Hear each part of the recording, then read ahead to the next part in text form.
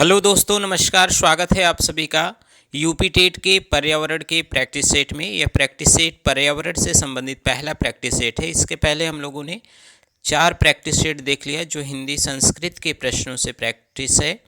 तो आप उसे हमारे चैनल के प्लेलिस्ट से जाकर के देख सकते हैं। तो यह यूपी टेट का जो भी पेपर है, या तो पर्यावरण से संबंधित या तो बाल मनोविज्ञान से, हिंदी संस्कृत से, सभी का प्रैक्टिस कराया जा रहा है इस चैनल के माध्यम से। तो आप बने रहिए। चैनल में नए हैं तो लाइक सब्सक्राइब शेयर जरूर करिएगा। जब तक आपका पेपर नहीं होगा, महत्वपूर्ण वीडियो, महत्वपूर्ण प्रश्नों के प्रैक्टिस आपको लगातार प्राप्त होते रहेंगे। तो चलिए शुरू करते हैं।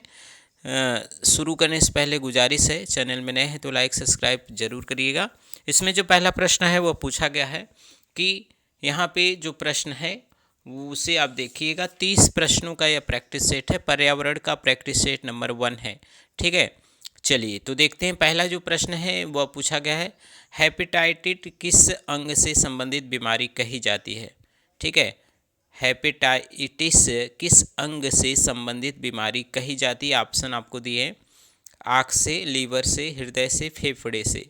तो आपका यहाँ पे सही उत्तर क्या होगा यह आपको बताना है। तो यह जो बीमारी है वह लीवर से संबंधित है। तो आपका जो उत्तर होगा वह यहाँ पे सही उत्तर होगा। यहाँ पे ख जो ऑप्शन दिया है वह आपका उत्तर सही हो जाएगा। ठीक है, चलिए अगला प्रश्न देखेंगे। अगला जो प्रश्न दिया गया वह है, अंतर्राष्ट्रीय महिला दिवस कब मनाया जाता है, यह आपको बताना है। तो यह सभी को पता होगा, अंतर्राष्ट्रीय महिला दिवस जो मनाया जाता है वह 8 मार्च को मनाया जाता है। तो इसलिए आपका यहाँ पे उत्तर जो क ऑप्शन है वह क्या हो जाएगा, सही हो जाएगा। ठीक है, चलिए देखते हैं 30 महत्वपूर्ण प्रश्न जो हैं उसे आप देखिएगा लास्ट तक। अगला प्रश्न है, सौर सेल में प्रकाश को अवशोषित करने वाला तत्व कौन सा है। जो सौर सेल होता है उसमें प्रकाश को अवशोषित करने वाला जो तत्व है वह कौन सा है। यहाँ पे आपको दिए सिलिकॉन, फास्फोरस, कार्बन, रेडियम। तो आपको सही उत्तर बताना है। तो सौर सेल में प्रकाश को अवशोषित करने वाला जो तत्व है वह है यहाँ पे सिलिकॉन। तो आपका ए उत्तर आपका क्या हो जाएगा, सही हो जाएगा। ठीक है, चलिए अगला प्रश्न देखेंगे। यहाँ पे दिया गया है, निम्नलिखित में से किसे झीलों का बगीचा कहा जाता है। झीलों का बगीचा किसे कहा जाता है ये आपको बताना है। यहाँ पे ऑप्शन दिए हैं, स्वीडन को, ग्रीनलैंड को, फिनलैंड को और इंग्लैंड को। तो इसमें सही उत्तर क्या होगा, झीलों का बगीचा जो कहा जाता है वह कहा जाता है फिनलैंड को। यहाँ पे आपका जो सही उत्तर होगा ऑप्शन नंबर ग यहाँ पे क्या होगा, सही हो जाएगा। ठीक है, चलिए देखते हैं अगला जो प्रश्न दिया गया वह क्या है। यहाँ पे दिया गया है, जो शब्दों की उत्पत्ति का अध्ययन किया जाता है वह किस नाम से किया जाता है, यानी उसको क्या कहा जाता है। शब्दों की उत्पत्ति का जो अध्ययन कहा जाता है वह एटिमोलॉजी कहा जाता है। तो आपका यहाँ पे सही उत्तर होगा, यहाँ पे ख उत्तर आपका सही हो जाएगा। ठीक है, चलिए देखते हैं अगला महत्वपूर्ण प्रश्न दिया गया है। अगला जो प्रश्न है वह है, एशियाई शेर निम्नलिखित में से कहाँ पाया जाता है। एशियाई जो शेर हैं वह कहाँ पे पाए जाते हैं। क्या जिम कॉर्बेट उत्तराखंड, काजीरंगा असम, सरिस्का राजस्थान, गिर गुजरात में कहाँ पे पाए जाते हैं एशियाई शेर। तो एशियाई शेर जो पाए जाते हैं वह गिर गुजरात में। यह आपका उत्तर सही होगा। तो घ उत्तर आपका सही है। तो चलिए देखते हैं अगला जो प्रश्न है, उससे सभी को आप ध्यान में रखिएगा, याद भी रखिएगा। मेधा पाटकर का निम्नलिखित योजनाओं में से किसके साथ जोड़ा जाता है। तो मेधा पाटकर का निम्नलिखित योजनाओं में से किसके साथ जोड़ा जाता है। टिहरी परियोजना, सरदार सरोवर योजना, एनरॉय परियोजना और दाभोल परियोजना। तो देखिए यहाँ पे जो सही उत्तर हो जाएगा वह हो जाएगा सरदार सरोवर योजना। मेघा पाटकर का जो संबंध है वह सरदार सरोवर योजना से संबंधित है। तो यहाँ पे आपका जो उत्तर सही होगा वह ख उत्तर सही हो जाएगा। चलिए देखते हैं कुछ और जो प्रश्न दिए गए हैं, महत्वपूर्ण जो प्रश्न है उसे देखते हैं। यहाँ पे दिया गया है कि विश्व जल दिवस मनाया जाता है। विश्व जल दिवस कब मनाया जाता है इसे आपको बताना है। यहाँ पे दिए 22 मार्च को, 21 जुलाई को, 22 जुलाई को, 21 मार्च को। तो आपको सही उत्तर का चयन करना है। तो देखिए विश्व जल दिवस जो मनाया जाता है वह 22 मार्च को। तो आपका ए उत्तर यानी क उत्तर आपका यहाँ पे क्या होगा, सही हो जाएगा। ठीक है, चलिए देखते हैं अगला प्रश्न है। अगला प्रश्न दिया गया है, औद्योगिक क्रांति सर्वप्रथम किस देश में हुई थी, ये आपको बताना है। औद्योगिक क्रांति किस देश में सर्वप्रथम हुई थी, इसे आपको बताना है। यह आपका 9वां प्रश्न है, आपको सही उत्तर बताना है। तो औद्योगिक क्रांति जो हुआ था सर्वप्रथम, वह हुआ था इंग्लैंड में। तो आपका यहाँ पे सही उत्तर हो जाएगा क्या, ग उत्तर आपका सही हो जाएगा। ठीक है, चलिए अगला प्रश्न देखते हैं। अगला जो प्रश्न बना हुआ दिया हुआ है, वह मोती बना होता है मुख्य रूप से। जो मोती बना होता है वह किस रूप से, कैल्शियम ऑक्जेलेट से, कैल्शियम सल्फेट से, कैल्शियम कार्बोनेट से, कैल्शियम ऑक्साइड से। तो आपको सही उत्तर बताना है। तो मोती जो बना होता है वह कैल्शियम कार्बोनेट से। आपका यहाँ पे जो ग उत्तर है वह क्या हो जाएगा, सही हो जाएगा। ठीक है, चलिए देखते हैं अगला जो प्रश्न दिया गया है वह क्या है। चलिए देखते हैं अगला प्रश्न दिया गया है, भारत में किस प्रकार की विद्युत का सर्वाधिक उत्पादन होता है। भारत में किस प्रकार की विद्युत का सर्वाधिक उत्पादन होता है। जल विद्युत, ताप विद्युत, परमाणु विद्युत, पवन विद्युत। यह आपको ऑप्शन दिए गए हैं। तो इसमें जो सबसे ज़्यादा होता है वह ताप विद्युत। ठीक है, जो कोयला वाला प्रसंग इसमें चल रहा है वह समझ लीजिए, उसके अनुसार ताप विद्युत जो है वह सबसे ज़्यादा है। तो आपका ख उत्तर यहाँ पे क्या हो जाएगा, सही हो जाएगा। ठीक है, चलिए अगला प्रश्न है, किस ग्रह को पृथ्वी की बहन कहा जाता है, यह आपको बताना है। ये मस्त अच्छे प्रश्न हैं और सरल प्रश्न में आते हैं। तो किस ग्रह को पृथ्वी का बहन कहा जाता है, तो शुक्र को कहा जाता है। आपको यहाँ पे जो उत्तर सही होगा वह ख उत्तर आपका क्या हो जाएगा, सही हो जाएगा। ठीक है, चलिए अगला प्रश्न है, सहारा रेगिस्तान कहाँ स्थित है, ये आपको बताना है। सहारा रेगिस्तान कहाँ पे स्थित है, यह आपको बताना है। तो ऑप्शन दिए हैं, कनाडा में, अफ्रीका में, ऑस्ट्रेलिया में, अमेरिका में। तो सहारा मरुस्थल जो स्थित है वह है अफ्रीका में। तो आपका सही उत्तर यहाँ पे क्या हो जाएगा, ख उत्तर आपका सही हो जाएगा। चलिए अगला प्रश्न दिया गया है, यहाँ पे दिया गया है, पंच परमेश्वर बाद जिस नदी के ऊपर प्रस्तावित है उसका नाम क्या है। पंच परमेश्वर बाद जिस नदी के ऊपर प्रस्तावित है यानी बनने वाला है उसका नाम बताना है। तो यह काली नदी पर है। तो आपका यहाँ पे सही उत्तर क्या हो जाएगा, ग उत्तर आपका सही हो जाएगा। ठीक है, तो आपका ग उत्तर सही है। चलिए अगला प्रश्न देखेंगे। अगला जो प्रश्न दिया गया है वह क्या है, पहाड़ों की रानी कहा जाता है। पहाड़ों की रानी किसे कहा जाता है, ये आपको बताना है। नैनीताल को, धनौल्टी को, मसूरी को, अल्मोड़ा को। तो पहाड़ों की रानी जो कहा जाता है वह कहा जाता है मसूरी को।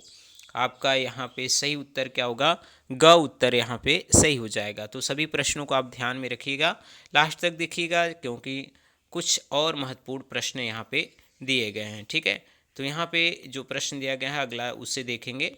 अगला जो प्रश्न दिया गया है वह है, यहाँ पे दिया गया है, चिपको आंदोलन का संबंध निम्नलिखित में से किस एक से नहीं है। चिपको आंदोलन का संबंध पूछा गया, किस में से नहीं है। गौरी देवी का, चंडी प्रसाद भट्ट का, बसावन दास का, विद्यावती डोभाल का। तो यहाँ पे देखिए सही उत्तर क्या होगा। देखिए गौरा देवी का, चंडी प्रसाद का और बासवानंद का तो था, लेकिन विद्यावती डोभाल का यह चिपको आंदोलन से संबंध नहीं था। तो आपका घ उत्तर यहाँ पे क्या होगा, सही हो जाएगा। ठीक है, चलिए अगला प्रश्न देखेंगे। यहाँ पे दिया हुआ एजेंडा 21 की घोषणा हुई थी। एजेंडा 21 कह सकते हैं, इसकी जो घोषणा हुई थी वह कब हुई थी, यह आपको बताना है। तो यहाँ पे दिया गया प्रथम पृथ्वी सम्मेलन 1952 में, द्वितीय पृथ्वी सम्मेलन 2002 में, तृतीय पृथ्वी सम्मेलन 2012 में, प्रथम विश्व जलवायु सम्मेलन 1979 में। तो यहाँ पे एजेंडा 21 की जो घोषणा की गई थी वह किया गया था पृथ्वी सम्मेलन 1992 में। तो ध्यान रखिएगा, ऑप्शन नंबर क आपका यहाँ पे क्या हो जाएगा, सही हो जाएगा। ठीक है, चलिए अगला प्रश्न है। यहाँ पे दिया गया एल नीनो है। एल नीनो क्या है, यह आपको बताना है। ध्यान रखिएगा, एल नीनो क्या है, यह प्रश्न पूछा गया है।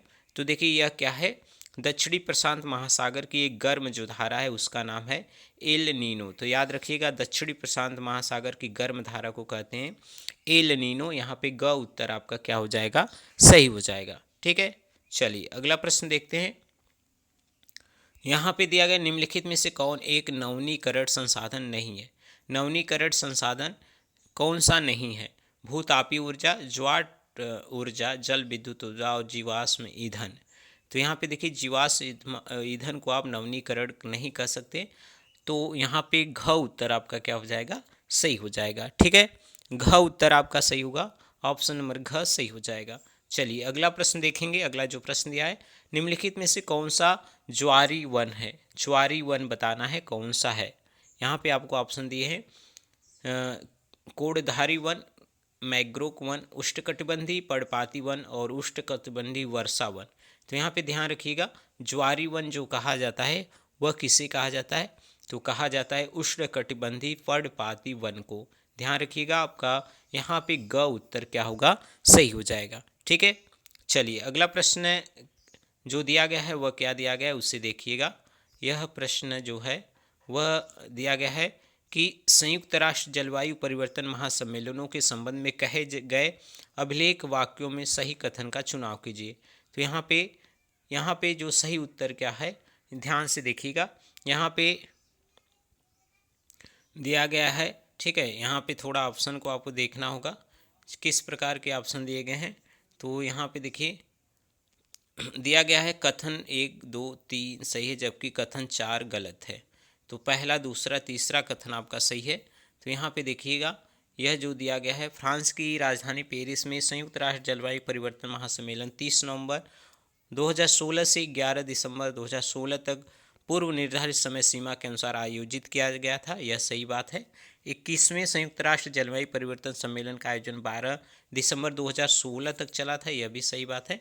और यहाँ पे COP21 में प्रस्तुत दस्तावेजों की प्रस्तावना में पर्यावरणीय न्याय जैसे महत्वपूर्ण मुद्दे पर भी विकसित देशों के प्रतिनिधियों ने अपनी सहमति व्यक्त की दी थी। यह सही है। तो पहला, दूसरा, तीसरा कथन आपका सही है। ठीक है, चलिए अगला प्रश्न हम देखेंगे।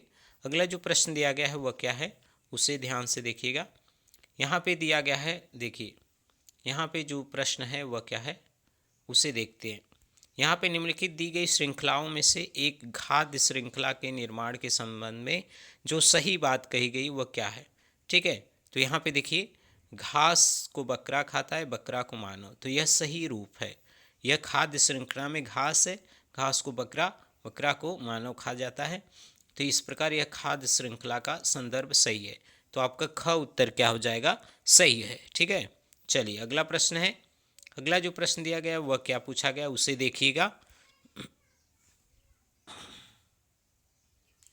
अगला जो प्रश्न है, चेरनोबिल दुर्घटना संबंधित है। किससे संबंधित है यह आपको बताना है। नाभिकीय दुर्घटना से, भूकंप से, बाढ़ से, दावानल यानी जंगलों में लगने वाली आग जो है दावानल से है। तो आपको सही उत्तर बताना है। तो जो चेरनोबिल दुर्घटना है वह नाभिकीय दुर्घटना से संबंधित है। तो आपका क उत्तर यहाँ पे क्या होगा? सही हो जाएगा। ठीक है, चलिए अगला प्रश्न देखते हैं। यहाँ पे दिया गया है, अगला जो प्रश्न है, मॉन्ट्रियल प्रोटोकॉल अधोलिखित में से किससे सीधे तौर पे संबंधित है? तो मॉन्ट्रियल प्रोटोकॉल जो संबंधित है वह सीधे तौर से जो संबंधित है ओजोन परत के क्षय को रोकने से। ध्यान रखिएगा, ओजोन परत के क्षय को रोकने से संबंधित है मॉन्ट्रियल प्रोटोकॉल। यह आपका जो सही उत्तर होगा, ग उत्तर आपका क्या हो जाएगा? सही हो जाएगा। ठीक है, चलिए अगला प्रश्न जो दिया गया है वह क्या है उसे देखिएगा। यहाँ पे दिए गए हैं प्रश्न कि हरित राजमार्ग का लक्ष्य निम्नलिखित में से क्या है? हरित राजमार्ग का जो लक्ष्य है यानी ग्रीन हाईवे का जो लक्ष्य है वह क्या है उसे बताना है। तो वृक्षारोपण, निर्धनता उन्मूलन, आरोग्यता के सुविधाएं प्रदान करना, उपयुक्त में से कोई नहीं। तो हरित राजमार्ग का जो लक्ष्य है वह है वृक्षारोपण। ठीक है, तो आपका क उत्तर यहाँ पे क्या हो जाएगा? सही हो जाएगा। ठीक है, चलिए अगला प्रश्न है। यहाँ पे दिया गया है, रोगी के दांत का प्रतिबिंब देखने के लिए दंत विशेषज्ञ निम्नलिखित में से किस लेंस का प्रयोग करते हैं? अवतल लेंस का, उत्तल लेंस का, समतल लेंस का और समतल दर्पण का। तो यहाँ पे ध्यान दीजिएगा, जो सही उत्तर होगा अवतल लेंस का। ठीक है, रोगी के दांत को प्रतिबिंब को देखने के लिए जो दंत चिकित्सक देखते हैं वह अवतल लेंस का प्रयोग करते हैं। आपका क उत्तर यहाँ पे क्या होगा? सही हो जाएगा। ठीक है, चलिए अगला प्रश्न देखते हैं। निम्नलिखित में से कौन सा तत्व जल के साथ बिल्कुल अभिक्रिया नहीं करता? ऐसा कौन सा तत्व है जो जल के साथ बिल्कुल अभिक्रिया नहीं करता, उसे आपको बताना है। तो देखिए, आयरन, लेड, मैग्नीशियम, उपयुक्त में से कोई नहीं, तो उपयुक्त में से कोई नहीं, यहाँ पे डी उत्तर आपका सही हो जाएगा, क्योंकि आयरन या लेड या मैग्नीशियम या जल के साथ कोई भी अपक्रिया नहीं करता है। तो आपका यहाँ पे सही उत्तर हो जाएगा घ उत्तर आपका क्या हो जाएगा, सही हो जाएगा। ठीक है, चलिए देखते हैं अगला जो प्रश्न दिया गया है वह यहाँ पे है। थोड़े से प्रश्न आप देख लीजिएगा, यहाँ पे प्रश्न दिए गए हैं। यहाँ पे दिया है कि जब सूर्य की किरणें मकर रेखा पर लंबवत चमकती है तब भारत में निम्नलिखित में से कौन सी घटना घटित होती है। ध्यान दीजिएगा प्रश्न को। जब सूर्य की किरणें मकर रेखा पर लंबवत चमकती है तब भारत में निम्नलिखित में से कौन सी घटना घटित होती है, यह आपको बताना है। तो यहाँ पे उत्तर सही होगा, उत्तर पश्चिमी भारत में उच्च वायुदाब विकसित होता है। यह आपका क उत्तर यहाँ पे क्या है, सही हो जाएगा। ठीक है, क उत्तर आपका सही हो जाएगा। चलिए अगला प्रश्न देखेंगे। अगला जो प्रश्न दिया गया है वह क्या है उसे देखते हैं। अगला जो प्रश्न दिया गया है, रावी नदी जो भारत के उत्तर पश्चिम भाग में बहती है किस देश के साथ सीमा रेखा बनाती है। देखिए रावी नदी जो उत्तर पश्चिम भाग में बहती है उस किस देश के साथ सीमा रेखा बनाती है, तो वह बनाती है पाकिस्तान के साथ। तो आपका यहाँ पे ख उत्तर क्या होगा, सही हो जाएगा। चलिए अगला प्रश्न जो दिया गया है वह क्या है, यहाँ पे प्रश्न महत्वपूर्ण है। राष्ट्रीय खाद्य सुरक्षा अधिनियम कब पारित हुआ था, ये आपको बताना है। राष्ट्रीय खाद्य सुरक्षा अधिनियम कब पारित हुआ था, क्या 2012 में, 2013 में, 2014 में, 2015 में, यह आपके ऑप्शन दिए गए हैं। तो खाद्य सुरक्षा अधिनियम जो पारित हुआ था वह पारित हुआ था 2013 में। तो आपका यहाँ पे ख उत्तर क्या है, सही हो जाएगा। ख उत्तर आपका सही है। तो इस प्रकार से हम 30 प्रश्न को देखें या पर्यावरण से संबंधित है। रोज़ आपको प्रैक्टिस मिलते रहेंगे, हिंदी के, संस्कृत के प्रैक्टिस, बाल मनोविज्ञान, पर्यावरण, मैथ के संबंधित, यानी लगातार प्रश्नों की सीरीज जारी है। तो बने रहिए चैनल पे। चैनल में नए हैं तो लाइक सब्सक्राइब जरूर करिएगा। मिलते हैं एक नए वीडियो में, तब तक के लिए आप सभी का बहुत बहुत धन्यवाद।